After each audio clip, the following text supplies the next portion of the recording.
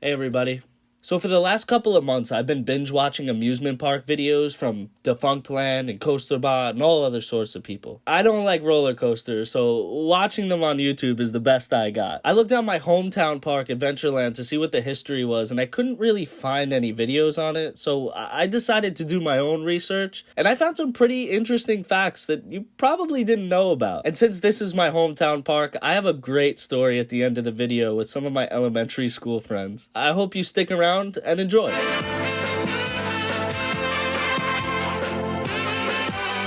Adventureland, Route 110, Farmingdale.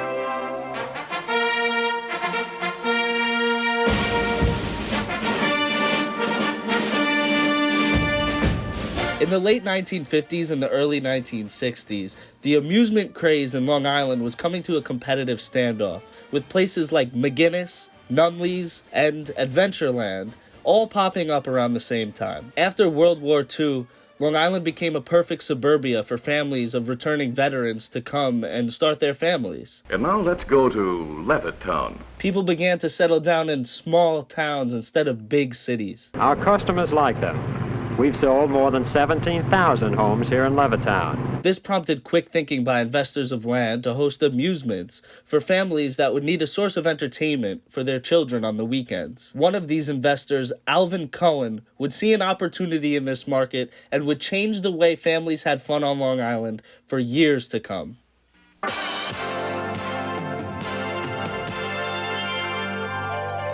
In 1960, Alvin Cohen, a desk worker in the garment district, had a vision to create a Disneyland of Long Island. He and his partner, Herb Boudin, would attend a trade show in Chicago and buy a 6-acre plot of land for $137,000, which was a chicken farm at the time, and they turned it into what is now present-day Adventureland on Route 110 in Farmingdale, New York. Adventureland, family fun. Adventureland is something for everyone. 2 years later, they opened Adventureland 110 Playland. That's a mouthful. It opened with a restaurant, an arcade, mini golf, and 4 amusement rides. That included a carousel, kiddie boats, the Little Dipper roller coaster, and the Adventure Train, which since has gotten renovations and some boarding station changes, but it still operates to this day.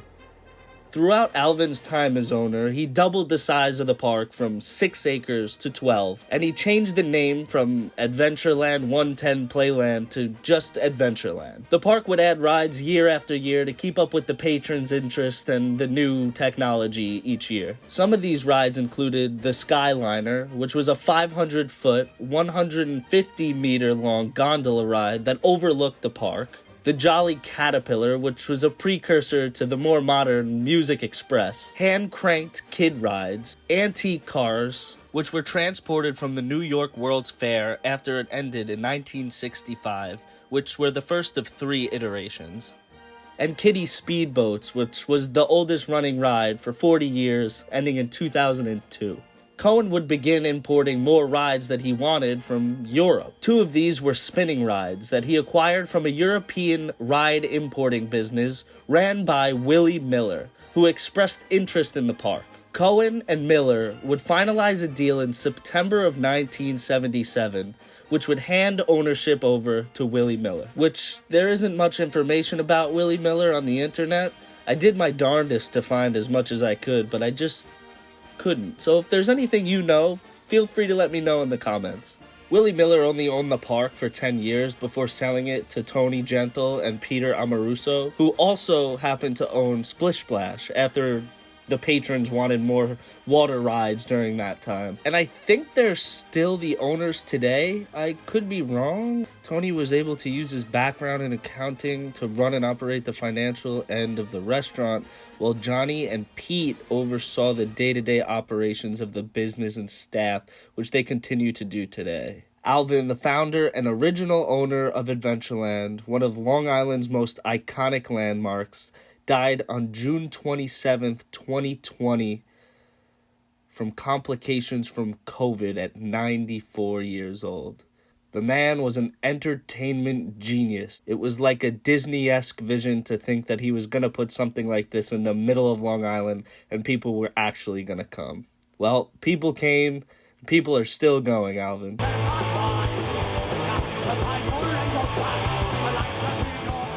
In the summers of the late 1970s, Adventureland would host these free public concerts in the back parking lot.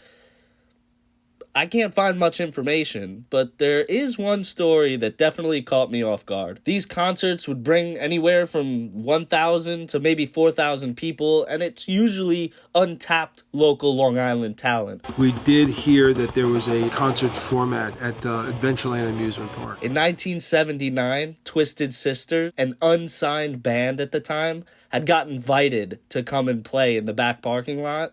It was also the same night that Kiss was playing at MSG. So if you weren't at MSG, you and anybody you knew were going down to Adventureland to see Twisted Sister. We couldn't understand where the traffic was from, never, ever expecting thousands and thousands of people. 3 to 5 miles in both directions. Just cars just abandoned on the side of the road. We were so far in the back, people were on top of the buildings to watch the show. We found out later there's also a ridiculously expensive microwave antenna that they had bent into the shape of a T and an S. Surely, anybody who didn't make it to the Kiss concert was going to Adventureland to see Twisted Sister. And word had gotten out, and over 20,000 people showed up. 23,000 people, according to police estimate. We rented a plane and flew over Jones Beach July 4th weekend, saying Twisted Sister free concert at Adventureland.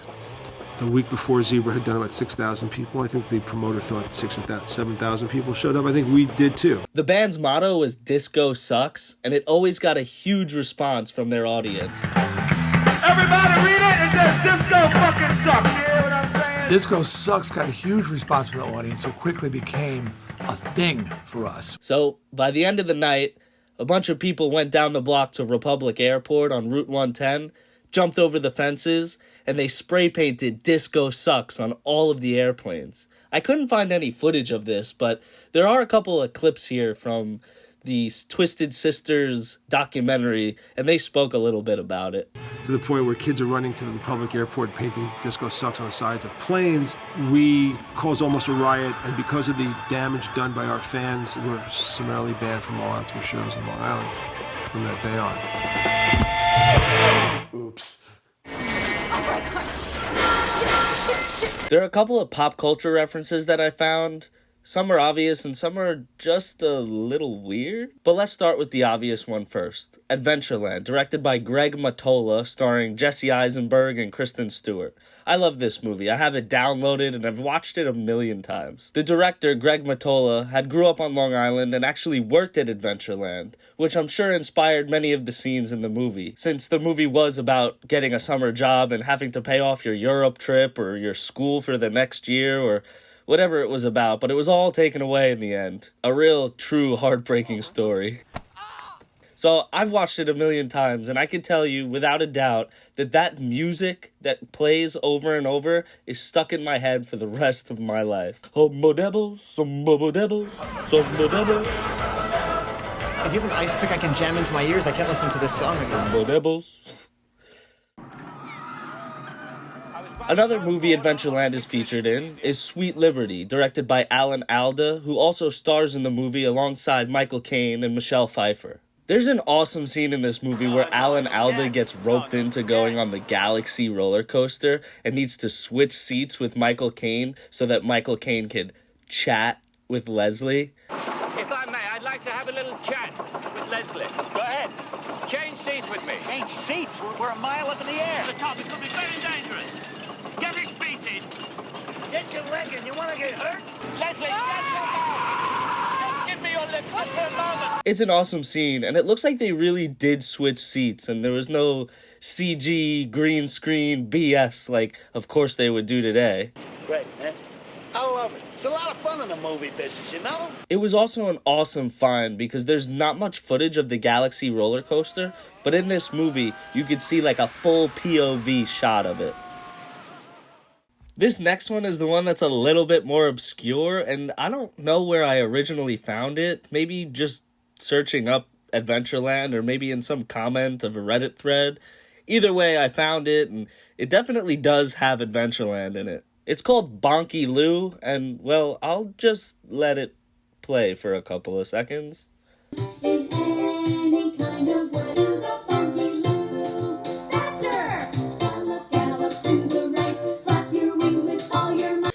Right at the end of the video, it has this title screen that says, Spira and Loli's Diddy Doodle Works, and I guess it's some type of children's TV show. Shira and Lolly's Diddy Doodle Works. It's an American half-hour weekly children's television series for preschoolers that aired in the mid-2000s. It was produced by Roger Studios in association with WLIW, which was the local Long Island station for education, I suppose.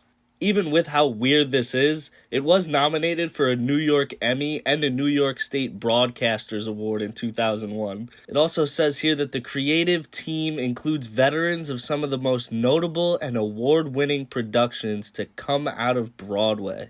The team includes Mark Saltzman, a former writer at Sesame Street for almost a decade. That makes a lot of sense with these crazy-looking puppets. I never stumbled upon this while I was flipping through the channels, but then again, I don't think I was flipping through the channels too much when I was in preschool. Finally, we have Chaka Khan, who shot her music video Love of a Lifetime in 1986. It shows off a lot of the park at that time, which we would have otherwise never seen without this music video, so that's really cool to see. If you guys want to check it out, it's on YouTube, it's got a ton of views, and it's awesome. You see a wide shot at the end of the park, and it kind of looks pretty similar to what it does today. There's a couple of more pop culture references, like scenes from the movie Music and Lyrics with Drew Barrymore and Hugh Grant. Also, it's used in the Netflix show The Unbreakable Kimmy Schmidt as the fictional Gremulax world. I don't have a subscription to any of these services, so I'm not going to pull them up, but it's pretty cool to see Adventureland all over the place in TV and media. Some of the images I used earlier in the video came from this book, Adventureland by Christopher Mercaldo. A couple of the first pages are on Google if you want to check it out, but if you ever go to a local library, be sure to pick it up because it's definitely an awesome find, and there's some things in this book that I just love. Especially this one right here. It's an image of the original pirate ship and the original antique cars. There's also another image of the gift gazebo in 1994, and it's got Power Rangers and Bert and Ernie and American flags. It just seemed like an awesome place to be at any point in time.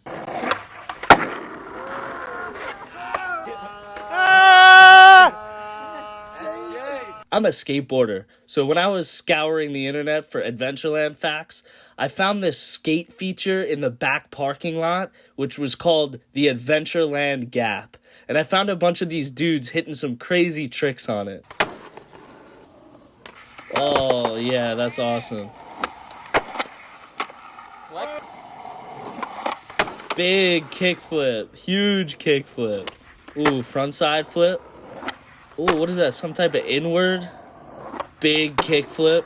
Yeah, funny enough, I know exactly where this spot is because we would get out of the car to go to Adventureland with my friends when we were younger.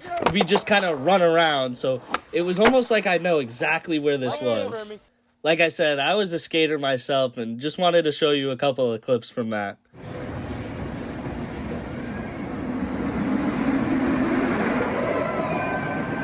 The reason why I wanted to do this so bad is because I used to go to Adventureland all the time, and they hosted stuff for charities, different types of events, and school events, which is exactly why I used to go. While I was doing my research, I found this American coaster enthusiast, or ACE for short, through a Facebook page.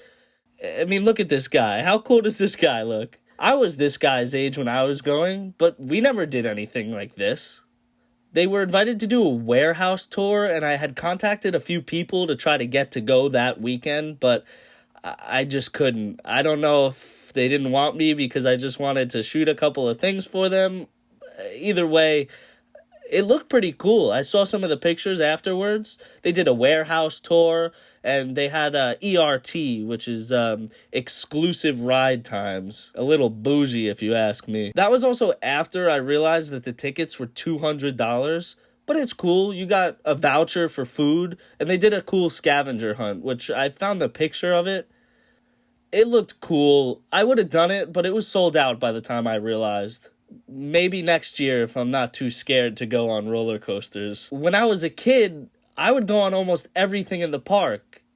Everything except for stuff that went upside down. But that's okay, because nothing they had went upside down. My Six Flags experience, that was a different story. I definitely didn't cry and get off of the ride before it started. Trust me, it could never be me. What? I was definitely scared of the swinging ship and the bigger roller coaster. It was the Hurricane at the time. I was and still am afraid of heights, so both of those rides were a no-go until my friends eventually pushed me to get on them. I was little skinny back then, and the roller coaster, right at the top, it had these two crazy bumps, and right at the top, I thought it was going to throw me out because it was up and down, up and down. I swear, I thought I was going to fly right out of it. I held on for dear life, and I knew that if I didn't fall out, I would get to go again, and it would be great. There's a couple of other weird facts that I want to go over, like these two posts, I think both of which I found on Facebook. The first one being the Hurricane. When the Hurricane was torn down, I suppose it was sold to a place called Race City in Panama City Beach. And there's this other one, the Surf Dance.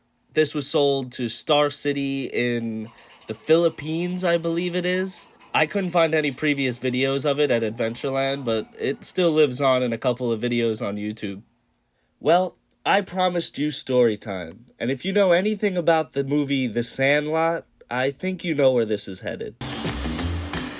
When I was a kid, my Catholic elementary school held an Adventureland Day where all the kids in the school would get to go to Adventureland, probably on some voucher or discount, but my friends would all go, and we'd always have a great time. And this is definitely what prompted me to go as a kid. I didn't go over the summers. We usually just went on the school trip once a year. But the last time that we went, in 8th grade, I went to a school from 1st to 8th. A group of us about, I don't know, maybe 7 or 10, and one person had pulled out a tin of dip. Ah, crap!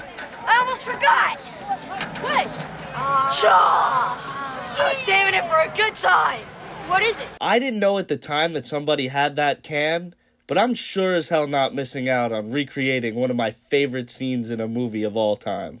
So each of us grabbed a lip, shoved it in, and we all ran towards the music box. We probably did it a couple of times, and then one of us got off and yacked all over the place. I'll never forget one of the moms saying, "Oh no, he threw up," thinking that it was the ride that made him throw up. You think that the Music Express, the spinny ride that everybody goes on 50 times a day, is gonna make somebody throw up? I don't think so. That feels better. Well, there you go. Your favorite scaredy cat got his fix of roller coasters online. And I think there's only one more thing to do. So I am currently on my way to Adventureland. I haven't told anybody because we were supposed to be going tomorrow, but I don't think we're gonna make it because it's gonna rain. So I was supposed to go with a couple of my friends because it was the last day that the park was open, and I was procrastinating this project for so long, but it was looking like it was gonna rain, so I took it upon myself to go the day before, and it turns out it was such a beautiful day. I'm going by myself. Wish me luck.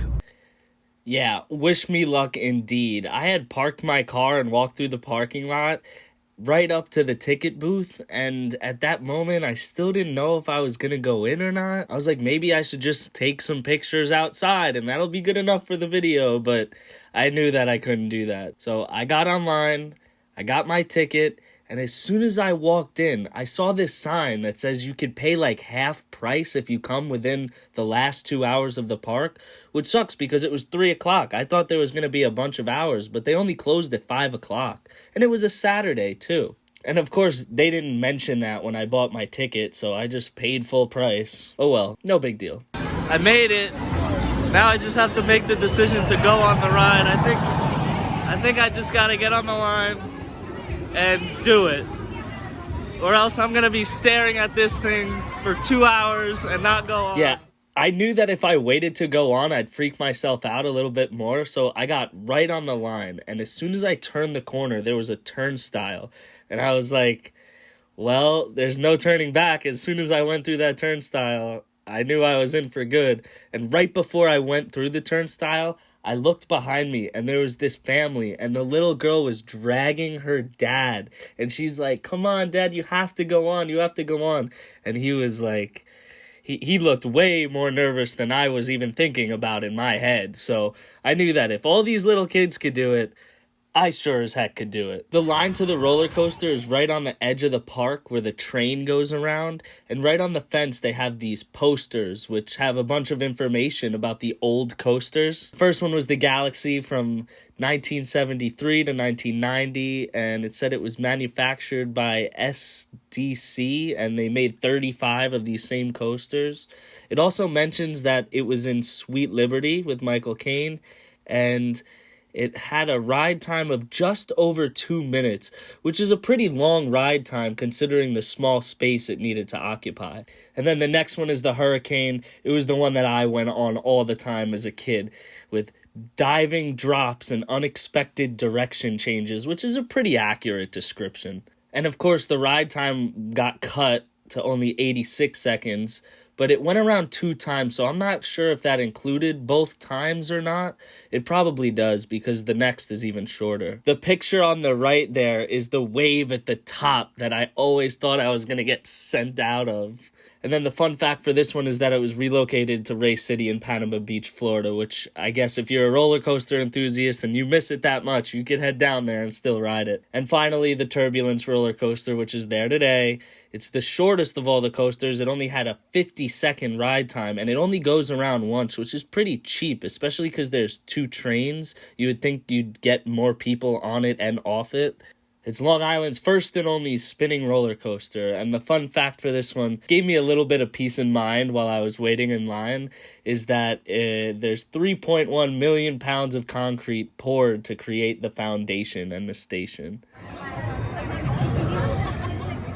And next, I waited on the line for only about 15 minutes, which was pretty short, but as soon as I got all the way up to the front, I had to wait another 15 minutes. Somebody had an accident right before, so I had to wait, and it didn't help my nerves at all. But here we go. As soon as I got up right to the front, somebody threw up. So I was next on line, and I was kind of ready to go on it. I was like, here we go, we're gonna do this. They had to clean up, and they let the trains go a couple of times to air them out, which is pretty gross. But then finally, it was my turn to go on, and I got on facing forward, so you could face forward or you could face backwards, and I was facing forward, and I thought, that's great, then I'll be okay. I'm not freaking out going backwards up the hill. But as soon as we got to the top of the hill, it started free spinning, and I ended up going down backwards, and oh man. I thought maybe that it would feel like drifting in a car because you're like spinning around the turns, but it was such a unique experience, unlike any other amusement ride I've ever been on. Yeah, I conquered my fear. I did it, and I did it without all you guys. I did it with nobody. It was all me. I did it! I made it! Oh, my whole body is shaking. But I did it. I did it. I did it. I conquered my fear, and I did it all alone, and none of you came with me. The only other thing I want to do while I'm here is my favorite ride of all time, the Music Express.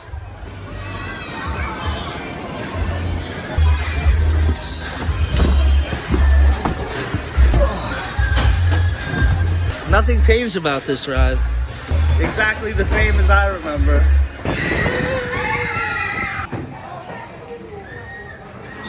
I'm at the food court. I'm gonna get a bite to eat, and then I'm gonna go see if I can grab an Adventureland t-shirt that you probably see me wearing right now. I had some chicken and fries with a soda, and I sat in front of the fireball, which I thought I might have gone on, but I guess I'll save that in the Frisbee next year, and I'll pretend that my friends are dragging me on roller coasters. It'll be like we were kids again. Then I walked around the park a little bit. I got a couple of clips. I got myself this spiffy t-shirt. Huh? Merch? Merch? They have a stage, but I don't think it's big enough to hold Twisted Sister or 23,000 people. And then I wanted to do one more ride, so I walked around the end of the park to where the pirate ship is and the log flume. But as soon as I got up to the log flume, it was closed. I was gonna try to do this as my last ride, but they just closed, so maybe next year. I did what any kid would do at the last couple of minutes of the park, and I ran as fast as I could through the park, all the way back to the Turbulence roller coaster just to get one more ride so I could also film myself on it. But, well, round 2. So I went on again and I tried to record my experience this time, but it only recorded for like a half a second before the drop. So I promise you, I went on twice, I faced my fear. I did it. Yeah, I had stopped recording as soon as I was going up the hill. I don't know what happened. I was holding my phone out and I must have clicked the button by accident. I'm not sure. But while I was holding my phone out, I got hit by a tree branch. Pretty sure that's gotta be some type of safety hazard. Right? Well, thanks for watching. I hope you guys learned something about Adventureland you previously didn't know. And I'll definitely be heading back next year to go on a couple of things that I thought I was gonna go on this time, but I'll save them. If you enjoyed the video, please drop a like. It would mean a lot to me. I have a couple more Long Island-based videos in the works, so if you're from the area or interested in more videos, please subscribe. I'll see you in the next one. Bye-bye! Adventureland.